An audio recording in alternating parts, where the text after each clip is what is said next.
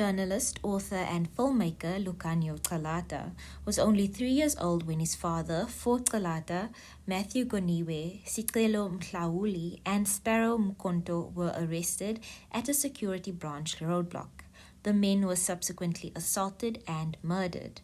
This week, the reopened inquest into the CRADOCK4's deaths was postponed until the 2nd of June 2025, leaving the families very disappointed. Yes, we're disappointed, but it's not the end of it. We know that on the 2nd of June in 2025, it does seem a long time away, but on the 2nd of June in 2025, this inquest will start and we will have the opportunity to hear the truth, to look our father's killers in the eye and for them to see that we are there, that we're not scared of them, and that we want the truth and we're not intimidated, and we are fighting for the lives that they took from us. So yeah, they're disappointed, but there's light at the end of the tunnel. Calata's life and the rest of the CRADOCK4's families have been irrevocably changed by these murders, but they have also been forever altered by the 39-year fight to bring the perpetrators to justice. The only thing that I've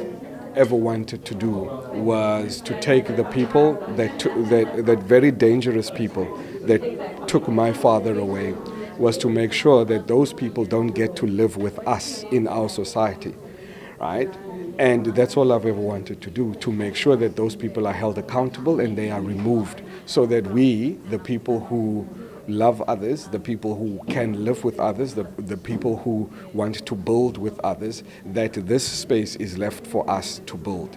So, and that's really been my whole life. Leading human rights lawyer Yasmin Suka expressed that these postponements have turned justice into a miscarriage of justice. Suka highlighted just how the rights of the families are being infringed upon with the continued postponements.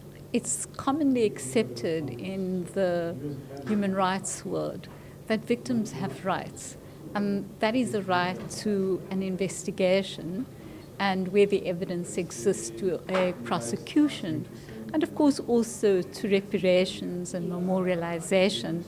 Now, in the case of South Africa, I think the victims anticipated that if they went to the Truth Commission, that perpetrators would come forward. And of course, in this case, you had 8 of them come forward. They made confessions.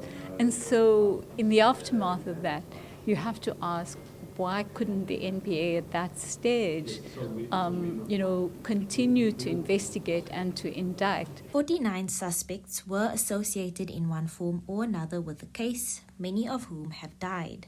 The surviving persons of interest are in their mid-70s to late 80s. With these advanced ages, there's a possibility that some will not be available to testify by the time this inquest is eventually held. But the urgency for justice is not only to bring the perpetrators to justice before they all die out, but also for the families to see it done before they pass on. The tragedy, of course, is that the perpetrators are old. Many of them are passing on. And as you heard from Lucanio, Mrs. Goniwe died and her daughter. And so they too are getting old. But what happens is that the trauma gets passed on, and it gets passed on in the genes. You also look at the fact that families lost breadwinners. And so what happened is the quality of their lives didn't improve. In fact, many of them struggled to make ends meet. When you look at the perpetrators, their lives haven't really changed. They have their salaries or their pensions at the end of every month. They have housing, and their families have remained intact. And so the trauma really, I think, is affecting not just the immediate families, but our society too. It's not just the individuals who have the right to the truth, but also our societies.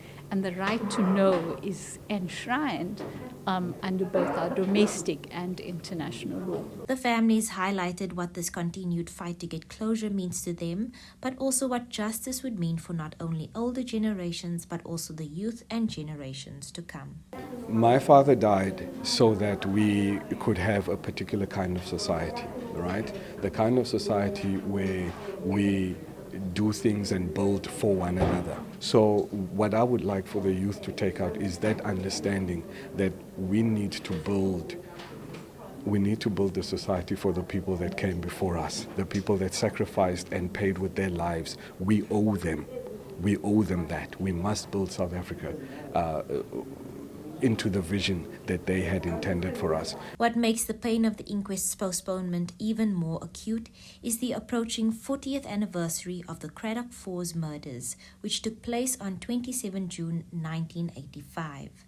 The family had hoped to be able to commemorate the anniversary by visiting the graves with the vindication of having looked into the eyes of the men who had murdered their loved ones and the knowledge that they had been brought to book. For MPK News, I'm Darren Wellman in Gqeberha.